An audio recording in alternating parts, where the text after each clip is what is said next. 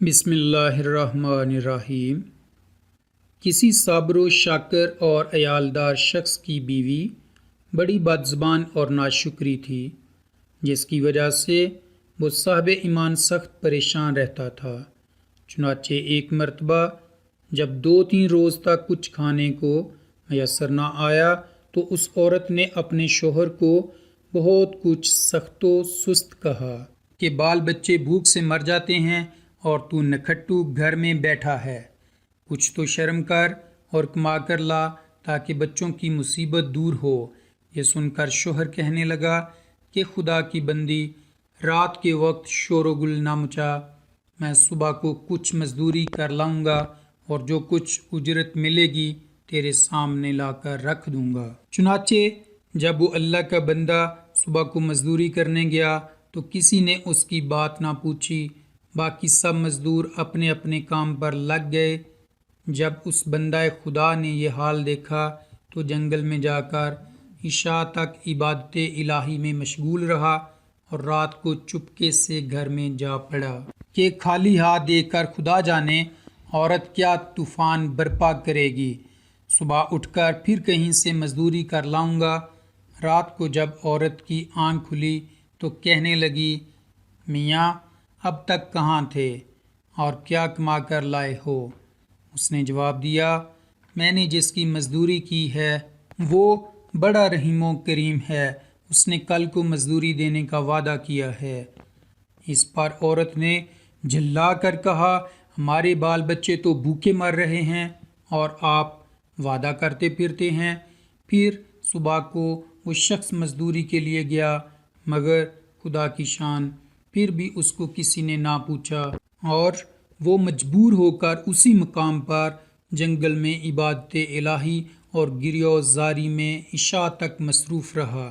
بڑی رات گئے، جب ڈرتے ڈرتے گھر میں گیا تو وہ عورت کہنے لگی، 2 دن کی مزدوری لائے ہو؟ اس بیچارے نے گھبرا کر کہا، آقا نے کل 3 دن کی مزدوری دینے کا وعدہ کیا ہے۔ یہ سن کر عورت آگ بگولا ہو کر کہنے لگی، اپنا بھلا چاہتے ہو تو صبح 3 دن کی مزدوری لے آؤ، ورنہ منہ نہ دکھانا۔ صبح کو اس عورت نے ایک تھیلی اس مرد کے حوالے کر کے کہا، 3 دن کی مزدوری اس میں لے آنا اور خبردار خالی ہاتھ گھر میں نہ آنا۔ یہ سن کر اس بندہ خدا کی نظر عالم اسباب سے اٹھ کر مسبب حقیقی کی طرف جا پڑی اور اسی وقت سیدھا جنگل میں جا کر عبادت الہی میں مشغول ہو گیا۔ اور بہت رات گئے، عورت کے خوف سے اس تھیلی میں ریت بھر لایا کہ رات اس ہیلا سے گزر جائے گی اور عورت کے ٹرانے کی آفت سے بچ جاؤں گا۔ مگر جس وقت گھر کے دروازے پر پہنچے تو اس عورت کا ڈر اس قدر غالب ہوا کہ خدا جانے آج کیا آفت برپا کرے گی، اس لیے اس نے تھیلی ڈال کر واپسی کا ارادہ کر لیا۔ مگر اچانک گھر میں سے ایسی خوشبو آئی جس نے دل و دماغ کو معطر کر دیا اور عورت خوش ہوتی ہوئی گھر سے نکل آئی۔ اس خدا کے بندے نے اس سے دریافت کیا کہ یہ کیا معاملہ ہے؟ کہنے لگی کہ اندر چل کر اس کی حقیقت سنو اور خدا کا شکر ادا کرو، یقیناً تم سچ کہتے تھے اور تمہارا مزدوری دینے والا بھی سچا ہے۔ واقعہ یہ ہے کہ میں بچوں کے کھانے پینے کی فکر میں مدہوش بیٹھی تھی، اچانک کسی نے دروازے پر دستک دی۔ میں نے جا کر دیکھا کہ ایک سبز پوش سوار دروازے پر کھڑا کہہ رہا ہے، اپنے شوہر کی 3 دن کی مزدوری لے لو اور اب اس کو کچھ ایذا نہ دینا اور اس سے کہہ دینا کہ جس قدر تو نے مزدوری کی تھی اس قدر اجرت مل گئی، زیادہ کرتا تو اور زیادہ پاتا، آئندہ اس کا خیال رکھنا۔ پس طباق اس نے دیا ہے جس میں 50 درہم ہیں اور دم بدم اس کی خوشبو دل و دماغ کو معطر کر رہی ہے۔